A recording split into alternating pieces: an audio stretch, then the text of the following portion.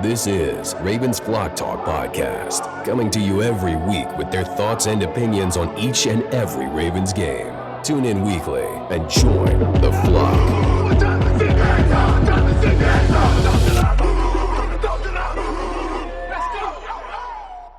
You are now listening to Ravens Flock Talk. I am your host, Brandon, and my dad, my co-host, joins me. And this is week 2 in Paul Brown Stadium against our division rivals, the Cincinnati Bengals.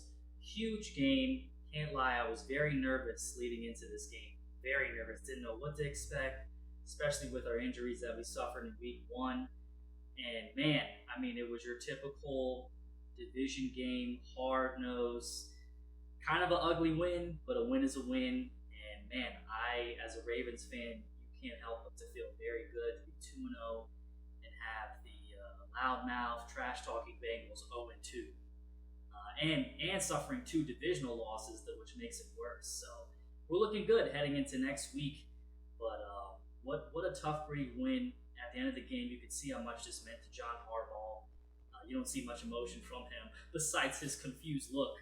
But it was good to see that, guys stepped up and made plays. And as ugly as it was, we got it done. And that just shows you, man, this team, it shows you the heart, next man up. And we've always been like that. We've always been able to compete. We don't just lay down because X amount of star players are out. So I am very pleased with this win and happy for our guys. I couldn't agree more, Brandon. And a division win is always tough in this conference. So we came to play limping a little bit on the offensive line. I was like you, very, very worried about this. I'm thinking that, okay, Cincy has our number usually.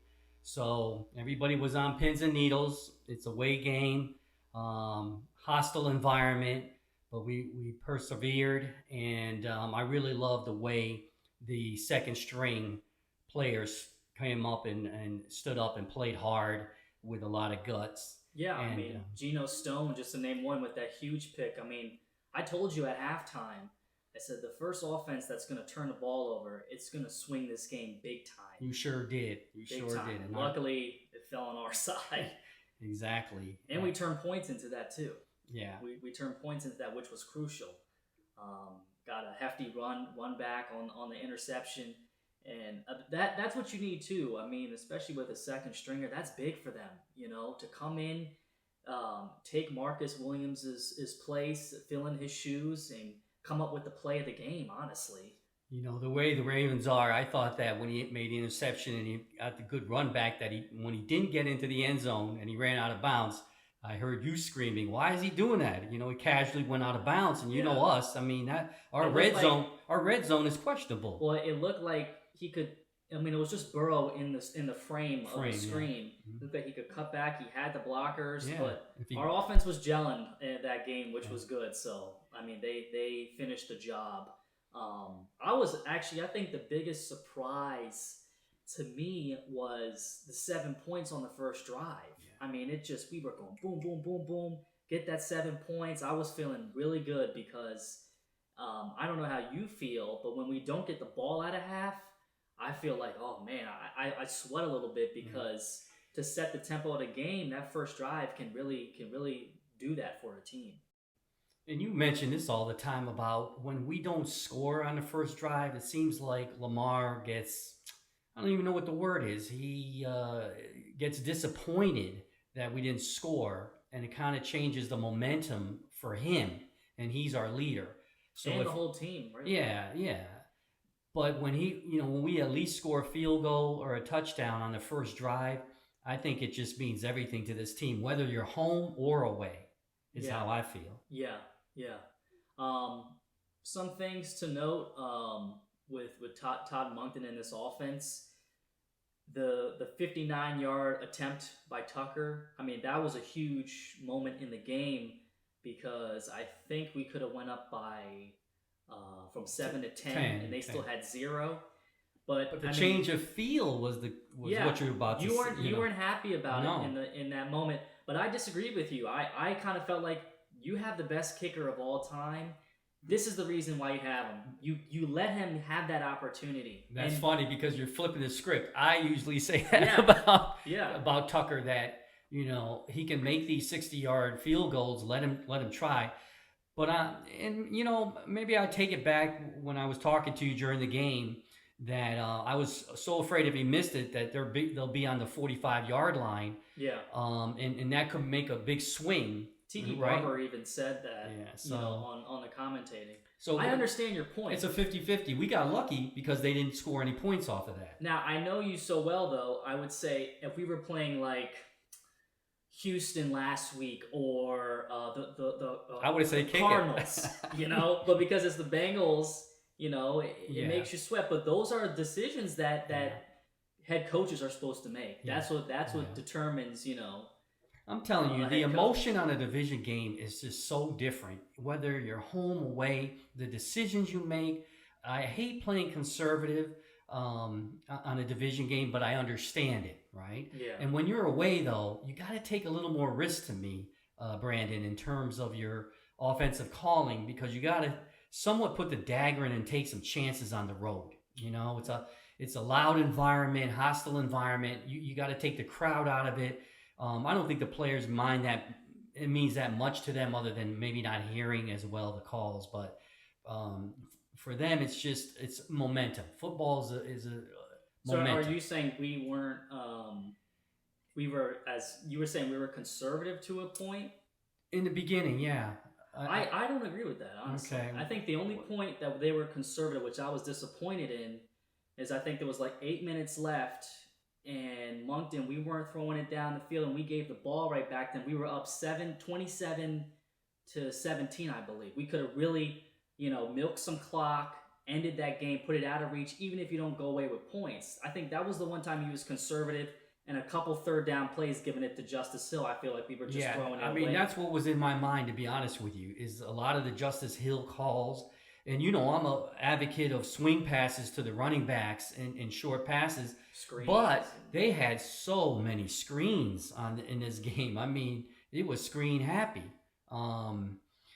Rather than throwing it down the field or in the middle of the field. I think that is a lot of teams' weaknesses, and especially it's our weakness when teams throw it down the middle. I would have said this game, it was sort of 50-50. 50-50? Okay. Because you saw a lot of screens with Zay Flowers in week one, and he didn't have anything besides the big catch. I mean, he was almost obsolete in this game.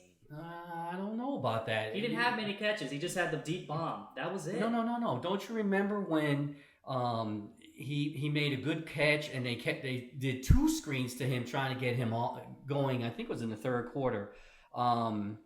But anyway, the fact of the matter is, Todd, he had 4 catches, 62 yards, but that long pass was the big chunk, and the rest of them were short passes. But hey, speaking of him, he's really a breath of fresh air.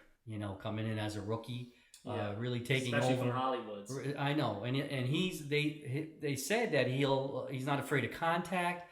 So that's what I love about him, because he's not a big guy. But he's no tissue paper like Hollywood. That was my nickname for him, tissue paper, cotton candy. He was going down before anybody ever touched him. Yeah. Yeah. So this guy likes to run hard. I love that from Zay, and I think he's really is a good fit for the Ravens and the style we play. I mean, so far as far as the offensive side of the ball, I really like the fact that multiple guys are getting balls. We were so used, I said this last week, so used to Andrews and Hollywood, and that was our only threat. I mean, Nelson Aguilar was the player of the game. He was. And then you can hit Zay. Odell, when I saw him kind of gingerly walk, I kind of knew he was going to be out for the game. That didn't surprise me, but you still have him as an option. Of course, Andrews and Bateman here and there. I mean, Aguilar was a beast. I just like the fact that Lamar can throw to whoever. Yeah. I mean, I really liked his hands, his route running, looking at it, in replays. What a pickup that was from him, getting a veteran like that too. Yeah. To help the younger guys. So that was a breakout game for him. I think he should have got a game ball. I looked at the Ravens site. He did not get when they mentioned him. I really think he really should have got over the shoulder. I mean, that was a beautiful throw by Lamar, because he earlier in the game he had missed some shots. He had missed some shots, but some of the shots that he missed, it was a good miss, because if he threw it short or whatever, it would have been picked off. Right so or he left. threw it right in the spot that only that receiver could get. He redeemed himself with that. Stat wise, you look at his stats. I mean, it looked like he did extremely well. A few of those passes you wish he hit, but I'll take 24 for 33, 237 yards and 2 touchdowns. Yeah. A big thing was keeping hold of this ball, and we got so lucky when he fumbled that ball in bad field position. They had a penalty on Cincinnati. I mean, we got lucky. Let's be honest. Some of these calls in the beginning. Yeah. Oh, yeah. We're used to being on the opposite end. Looking at it, going back, the first half we got really lucky with penalties, but then we got unlucky with a punt return, and they picked the flag up. So it all balances out, right? And we've got to stop these penalties in the offensive line. Two holding penalties when Lamar had great runs. Yeah. And I thought that was going to impact his psyche, Brandon, after those penalties. I thought I saw his body language come into the huddle with his head down. He definitely doesn't hide his body language. But he came through. The kid is something. The hold right before half, when he got like that 17-yard run. Yeah, and he was on the 2-yard line, I think. It was within the 10, I believe, or around. I think there. I have 4 yards. But we had, I think, maybe a timeout in our back pocket and a chance to throw a shot at the end zone. That was big. I mean, I felt like if that hold doesn't happen, if we score a touchdown, this game is almost out of reach, damn near. Yeah, so let's face it, we made it a lot harder than it needed to be, and we always do, especially with division games. That's the disappointing part, but I'll take the win, Ravens Nation. When I'm not complaining, as everybody says, a win is a win. But I just hate to have to be on such pins in this. Reminds me of last year where almost every game was like, you're on pins and needles. But you got to give it credit. It was a hard-fought game. It was a fun game to watch. What I was and I said this too before on the last week's podcast, I said that we gotta not let Chase get to us again, and they did a great job of eliminating him. He only had 5 catches, 30-something yards. We're so used to him catching a touchdown or running down the field on a sprint race. Yeah. So the first 2 games, really, Cleveland and Baltimore did a great job of taking him out of the game. And I think, I think it's Joe Burrow who was off. His passes were a little off. And over the head of the side, especially his sideline passes that didn't give Chase a chance to catch it, and that was being talked about on. If he didn't have T. Higgins, this game might have looked really ugly. Speaking of T. Higgins, we have got to tighten up on our secondary in the middle of the field. It's like every pass on 3rd down, they got it right over the middle of the field. So hopefully they correct that. We've always had a weakness there, in my opinion, Brandon, down the middle. The long passes were actually pretty good at defending, but those... I would hope so, because they're always afraid of getting beat. Well, yeah, by how off they are. Yeah, they're zoned. They don't have tight coverage, so that is true, right? They don't want to get beat with the long ball. But in the middle of the field, I think if I was any other team, I would be throwing it down the middle on the Ravens almost every other play. I think until they stopped you. With McDonald, our defensive coordinator, we're not like Dallas that can get to the quarterback just like that. We don't have a Micah Parsons, And I think in order to eliminate those middle of the field passes, you got to have some linebacker or something that makes that quarterback double think if they want to throw this ball or not, right. Because when you rush Queen and Roquan, who's in the center? Right. That quarterback could even...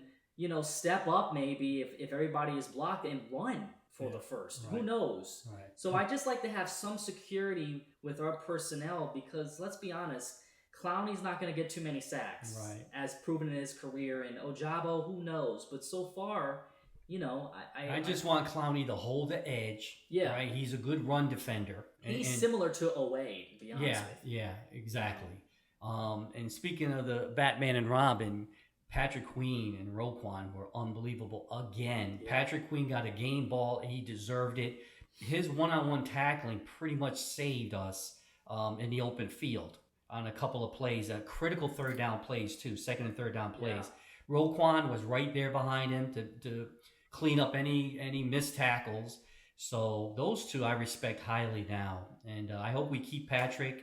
and give him a long-term contract, because that is one heck of a duel, right? I call him Batman and listen, Robin. in the past, we've been critical of him and other Ravens fans, and like I said, I hope him not getting a contract is going to motivate the hell out of him, and so far it seems like Well, I got to give credit to the coaches understanding his strengths, right? And when we didn't have Roquan, he was in that role of having. He's really helped him. I Yeah. think Oh yeah, because he can roam now, it's and he upped his game. right. Now. So now Roquan's back there for security of him. He can roam. He's faster than him, and he just proved how valuable he is with his speed with those open field tackles. I feel like Roquan can guide him on things to do that he can't do physically. Right. You know, he can outsmart Patrick because he's been in the league longer, but physically with the speed and stuff, he can kind of, guide him. They complement each other, right? Yeah. They complement, just like the running backs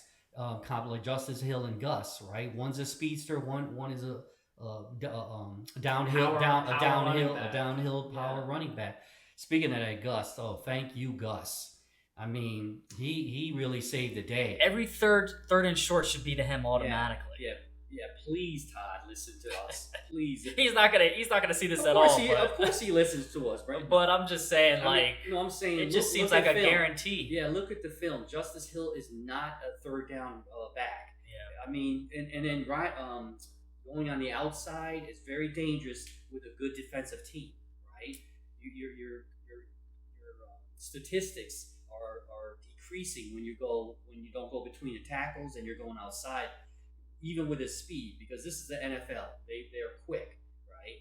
So Todd he's a college coach. This is the NFL, Todd. Well, you sparked two things that came to my mind as I was hearing you. We watched the Thursday night game, and how many times did Jalen Hurts get under center with that play that they're contemplating taking out of the NFL? No one can stop it. We can do that with Lamar. Why not? Push the pile, have him just on a 3rd and 1. Yeah. Why not? I saw Josh Allen do it, Jalen Hurts. It seems like every short yardage play, these teams are doing it. That could be an option. But you also mentioned on the other side of the ball, Patrick Queen had a couple open field tackles. The one crucial one Kyle Hamilton had, I don't know if you remember, there was nobody in the area of this receiver, and he just tripped him. He just tripped him. Yeah. That would have been a first down and much more. Yeah. But they had to punt the ball because they were backed up on their half of the field. Let's give them some props and credit, because that was a huge play. Last year, their tackling was very suspect. A little luck on that play. No, but I know. We'll take I'm just saying, last year, remember how many missed tackles they had? And that's not Ravens football. That's not. We're hardcore, smash mouth type team. Yeah. And we got to show, right off the bat that's the kind of team we are. That's the city we are. That's the team we are. Just like Pittsburgh, and we beat up on teams and make them give up. So when you're missing tackles like that, no, you got to wrap up and tackle and have the fundamentals. So definitely, it was a miscommunication, because he was the only one there. If he didn't make that play, I mean, you're talking about Cincinnati driving down, making this game, even though it was a close game, but you're sweating at that point, because I was so happy that guy tripped because we got the ball back. So a couple of key plays going back, Brandon, was I was just saying during the game, I can't remember the last time we had an interception in the secondary, and here comes Geno Stone, with a key interception and a good run back on top of it, and that was so good to see. It was one of those picks too. It wasn't just like it was a pick out of the blue. They were getting momentum driving down the field. Yeah, it was a huge interception. They were in the red zone, really, almost. Yeah. So that was a huge. In fact, I read a couple of articles today, and they said that was like the key play coming out of halftime, right? And I think that really demoralized Cincy in a lot of ways, right? So hey. And not only that, Geno had the most tackles did he? on the team. Geno, then Patrick, then Roquan. So this was a big game for him. So I tell you what, I'm up and down with Lamar. I love him. I hate him, because I get so nervous when he doesn't want to slide, when he doesn't want to get out of bounds. And Brandon always tells me that's the type of football player he is. But you just fear how much punishment can he take, toward the end of the season doing that. So maybe it'll change, but I don't see it. I don't think so. It's his personality. And I don't want him taking too much abuse. He hasn't made it through a full season in two and a half years. So that's the only thing that worries about me. But, man, is he fun to watch. And he is scary if you're the other team.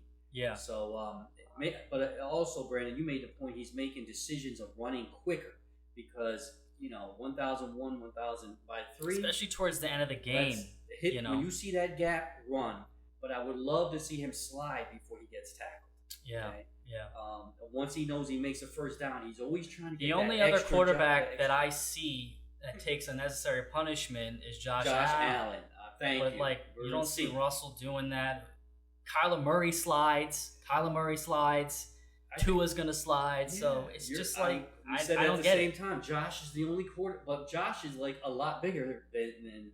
I know, but like when you see him like jumping over a guy, it's like, dude, what are you doing? Reminds me of Mark Andrews. You're a quarterback. Yeah, speaking of Mark, glad to see him out there. Key touchdown, a couple of key catches. Yeah, one. It seems one like drop, he always drops like one in a game. But the thing is about him, what's funny is he will catch the hard ones where a guy's on his back in traffic, but the wide open ones he's prone to dropping them. It makes no sense to me. And I hope OBJ is I hope he's okay and it's a minor injury because I was telling Brandon watching him, he still has the hands. I mean, when you talk about a sideline pass or in the end zone, he has the best hands on the team. Hey. And I'm rooting for him. He's on my fantasy team, but it's like 2 weeks in already. Really, it's it's just age too. Some of these guys cannot stay on the field, and let's not talk about the ones that we know, Stanley. They just can't seem to stay on the field. Yeah. So, but this team is used to it. I mean, how many years have we gone without J.K. and Stanley on the field, and Lamar as well? I feel like we've had so much experience prior to this game and this exact situation, that they're prepared for it. But do we want to deal with this for another season? Hell no. No. Hell no. But the good news is we now found out that we have some guys that can fill in on the offensive line, right? We have some guys in the secondary that can stand up until we get Marcus back, and I heard he's coming back. And Marlon, right? So, hopefully they're come back in mid-season, and when we're 7-0. So at the time of this recording, huge Monday night game. Our division rivals, Pittsburgh and Cleveland. If Pittsburgh wins, we're first in the division. I don't really think it matters. It's only two weeks in. But a huge game. We're excited to see that. Next week we play Anthony Richardson. I think it's going to be a tough game for him. Rookie, M&T Bank, same as C.J. Stroud week 1. I don't really see us having too much problems with that. So we'll see. But he's a running quarterback. They talk about his accuracy and throwing ability is a bit suspect, but they are very high on his ability to use his legs. So hopefully we can compensate with that because we have not dealt with that in the first 2 weeks yet. So doesn't it feel good, Brandon, to sit back tonight, watch two other division? If we lost that game, we would be watching it like angry. Yeah. So now we can relax. Maybe. I think Cleveland though is going to beat the snot out of Pittsburgh. I really do. I know Pittsburgh's at home and they're crazy, especially on primetime games. Yeah. But you know what? I don't fear them like I used to fear them anymore. Who, Pittsburgh? Yeah, Pittsburgh. I don't fear them. I used to be petrified of them, especially in Pittsburgh. With that. But I will give them credit. They're like us in the fact that they're always in the game. It's very rare they'll get blown out like last week. No, this is going to be a close game. It's either going to be a close game or a blowout. And the spread is only 2 points, so they predict a close game. Exactly, and usually that's the case in our division. Because no, in our division there's no blowouts, so usually, yeah. But I in can't division wait. Games are close always. I can't wait. But hey, shout out to my season ticket holders who watches the podcast. and text me beginning, middle, and end of the game. Appreciate your support, and yeah, I'm excited. It feels good to go in this week with a 2-0 with a division game. It makes the belts. podcast much easier to do Oh, yeah. when your team is winning. I mean, last year it was tough, watching Huntley and Lamar's out, and it's like, man, Don't remind me of last year with Cincy. That was what I call revenge game. Yeah. Because of what he did, and we should have won that game and put them out of the playoff consideration. Yeah. But hey, revenge is good sometimes. It feels good. Yes. So tune in next week when we play Indianapolis, and looking forward towards going 3-0 and keeping this momentum going.